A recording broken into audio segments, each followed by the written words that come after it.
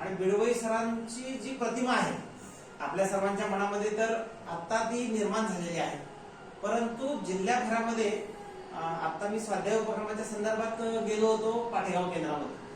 पाटेगाव केंद्राचे जे केंद्र प्रमुख आहेत शिंदे सर, ते म्हटले की बिडवई सर आणि आम्ही 10 वर्ष सोबत होतो, म्हणजे जवानीच्या काळामध्ये 10 वर्ष आम्ही सोबत होतो. जबरदस्त माणूस आहे म्हणजे, असला माणूस तुम्हाला लाभलाय आणि मस्त माणसं तुम्ही घडताय त्यांच्या हाताखाली असं म्हणल्यावर मलाही बरं वाटलं. असे आपल्या शाळेचे मुख्याध्यापक, केंद्रीय मुख्याध्यापक आणि आजच्या कार्यक्रमाचे अध्यक्ष बिडवई सर यांना मी विनंती करतो की आपण डॉक्टर बाबासाहेब आंबेडकरांच्या जीवनपटावरती आम्हाला थोडस मंत्रमुग्ध करावं.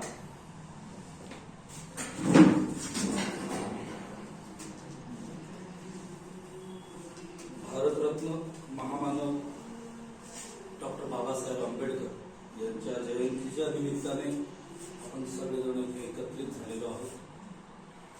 आजच्या आपल्या या कार्यक्रमाला आवर्जून उपस्थिती लावलेले या केंद्राचे केंद्रप्रमुख तथा जे काम सध्या हाती घेतलंय त्या कामाचे नियंत्रण अधिकारी आदरणीय भंडारे सर, माझे मित्र नाचन सर, सर्व बंधू आणि भगिनी,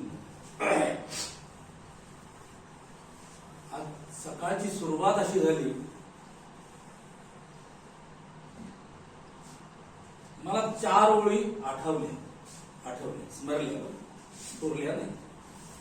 त्या अशा होत्या की इथल्या कणाकणाच्या भासात बुद्ध आहे,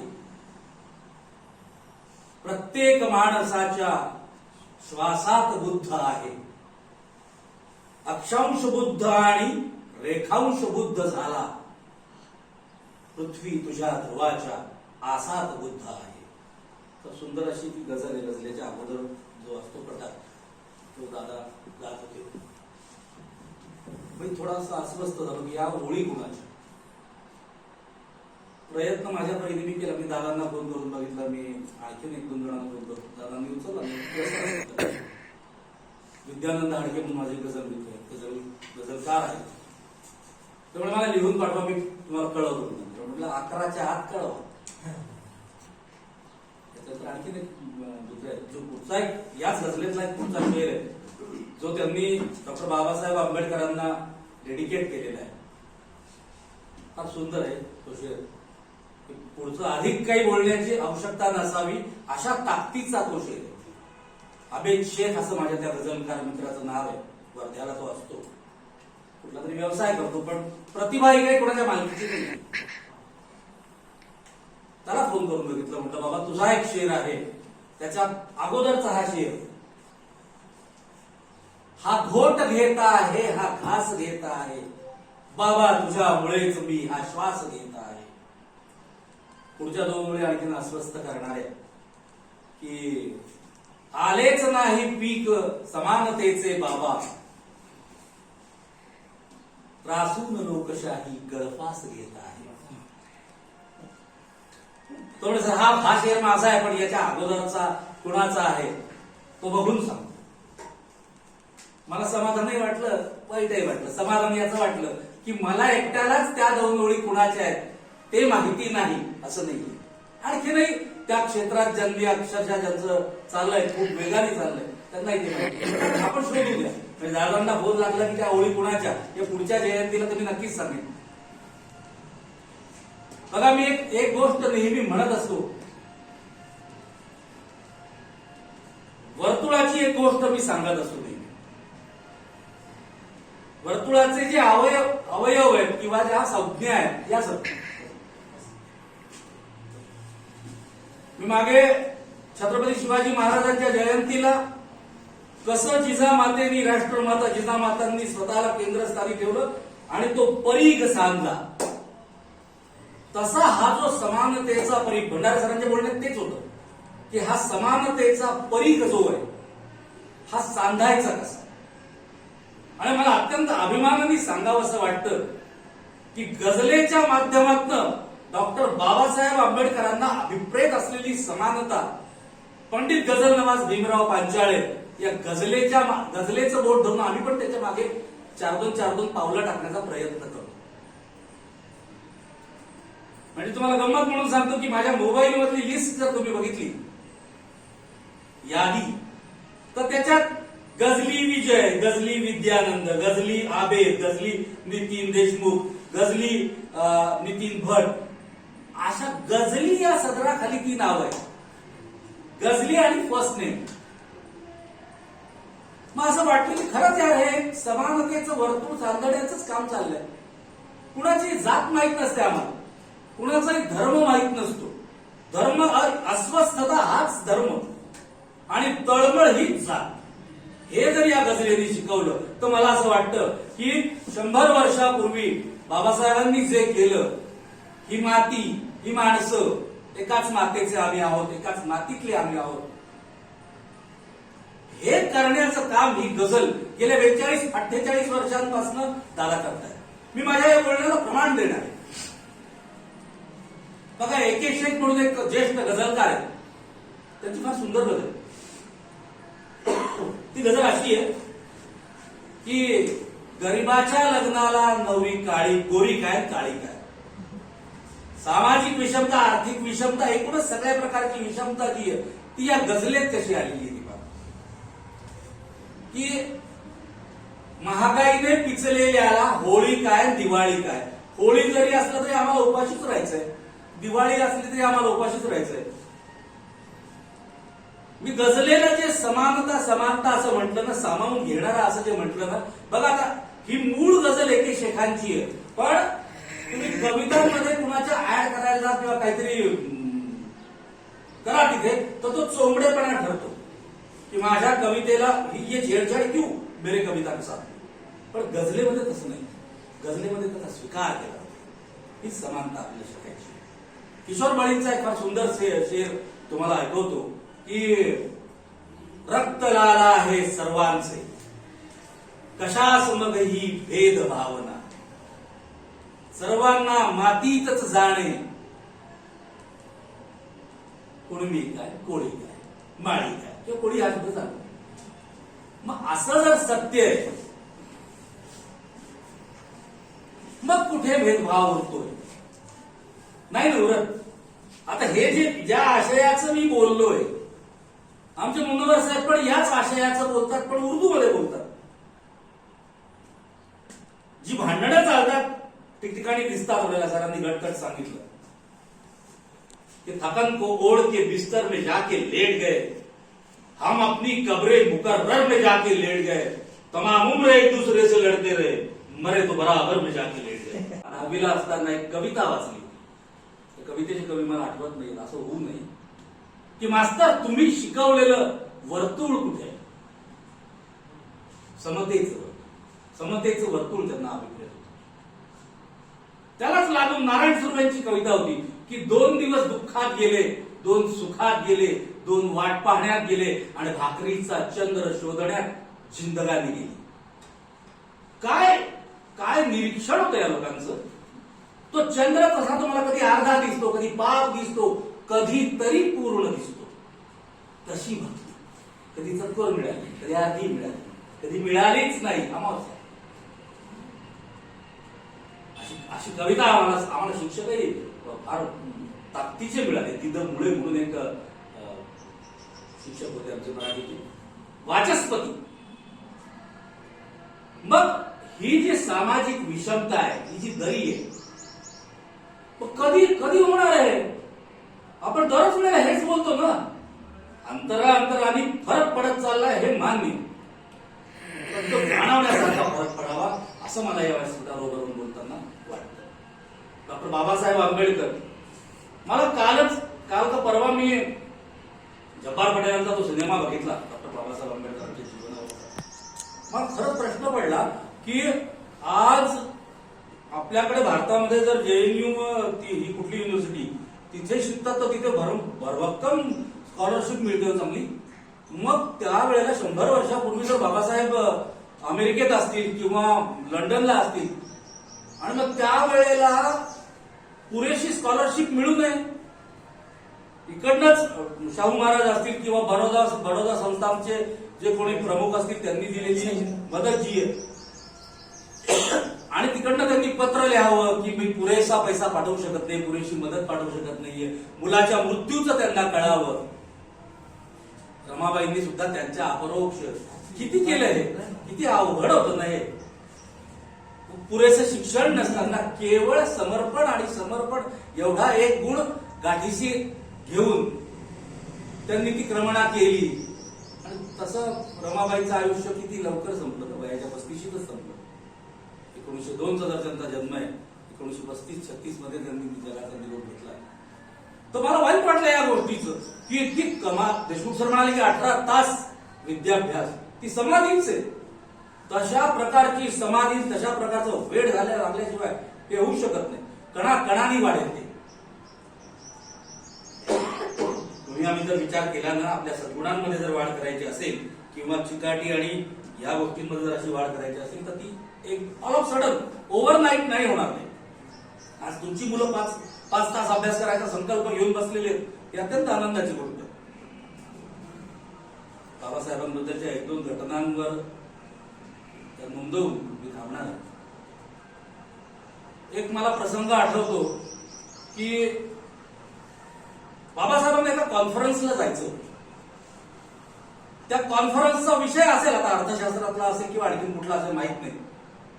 शेवटच्या क्षणाला त्यांना असं कळलं की आपल्याला जाता येत नाही. काहीतरी तितकंच महत्वाचं काम इकडे आल्यामुळे त्यांना जाता येत नाही हे शेवटी कळालं.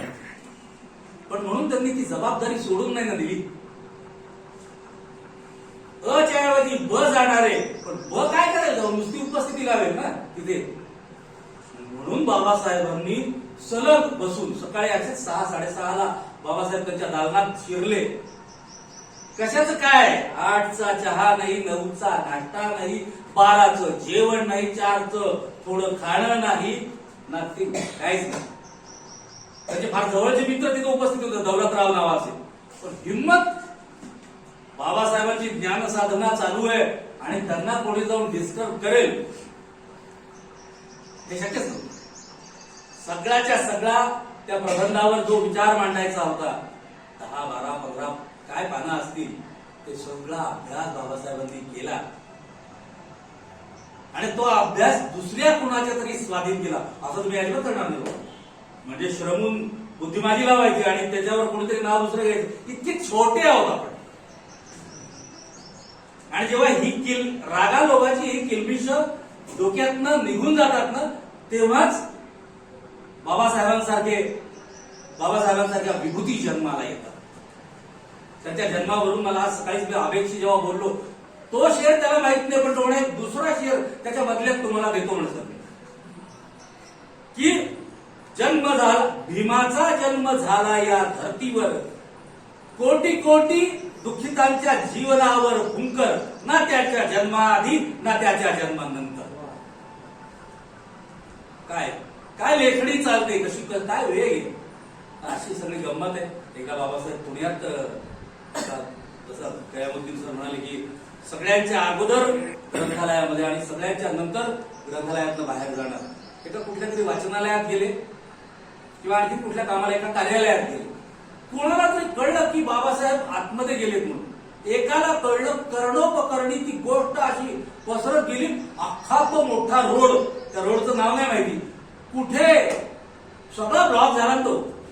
कशा करता की जेव्हा केव्हा बाबासाहेब बाहेर येतील त्यावेळेला बाबासाहेबांना आम्हाला एक मात्र दर्शनाने, केवळ दर्शनाने आम्ही संतुष्ट होऊ.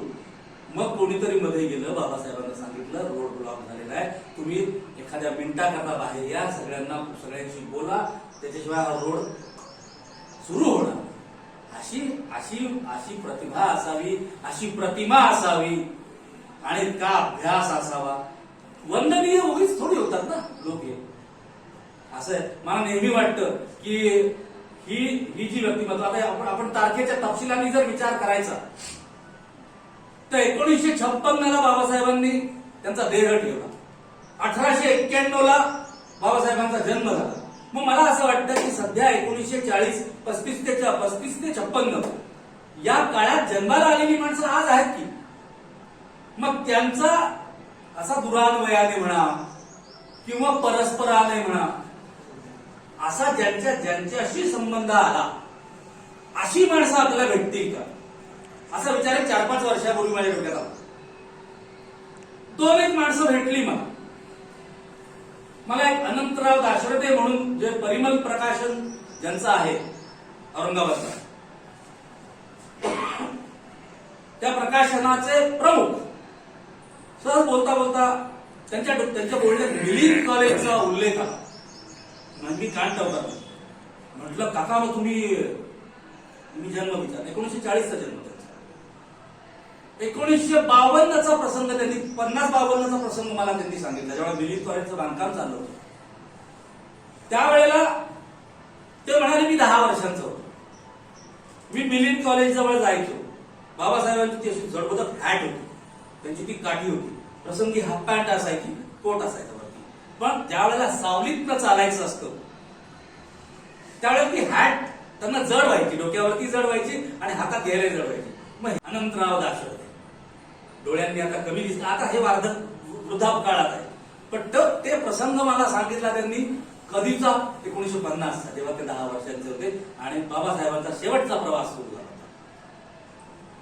तर डोक्यात माझ्या विचार असा येतो की असं करत करत, बाबासाहेब तर आता 100 वर्षापूर्वी गोष्ट आहे, पण आपल्याला जर छत्रपती शिवाजी महाराजांपर्यंत जर जायचं असेल तर जाता येईल ना.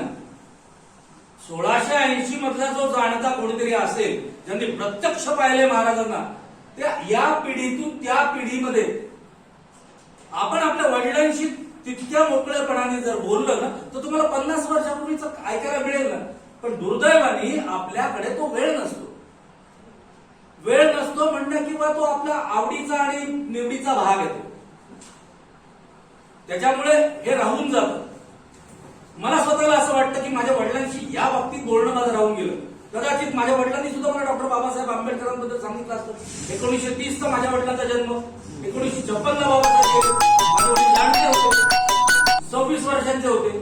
कुठेतरी एखाद्या, आता मिलिंदच्या रूपाने औरंगाबादला डॉक्टर बाबासाहेब आंबेडकरांचं अनेक वेळा येणं झालं. त्यातल्या एखाद्या सभेला ते उपस्थित होते का? असतील कदाचित, आणि असतील तर माझ्या हातातून ते निष्ठून गेलेले. म्हणजे आपण करंटे बोललं पाहिजे, विचारलं पाहिजे. आणि असं करत करत आपण, म्हणजे ना, पुस्तकात तुम्ही जे वाचता आणि असं जे ऐकता, आता मी तुम्हाला हे जे बोललोय ना, आता या बोलण्यामध्ये तुम्हाला जास्त रस वाटला असेल, कारण याच्यात लाईव्ह आहे, याच्यात जिवंतपणा आहे. लाईव्ह असणं म्हणजे काय? थेट संबंध असणं. जेव्हा मी अनंतराव दाशरथेंशी बोलतोय आणि प्रसंग मला ते डॉक्टर बाबासाहेब आंबेडकरांचा सांगतात, तर मला असं वाटतं मी त्यांना भेटलोय. नंतर कन्नडचे एक मोठे राजकीय व्यक्तिमत्व होतं, मोरे म्हणून.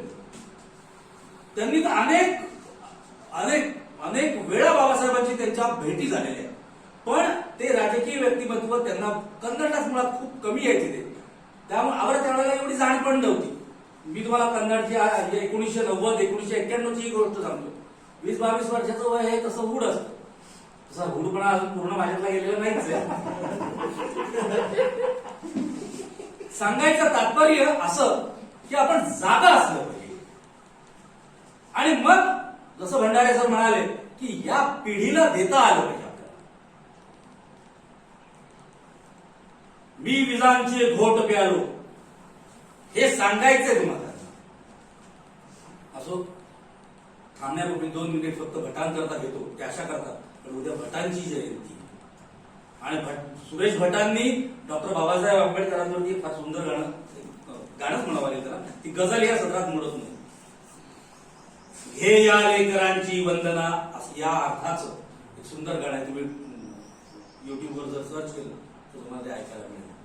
तर अशी वंदना भटांच्या शब्दात डॉक्टर बाबासाहेब आंबेडकरांना देतो.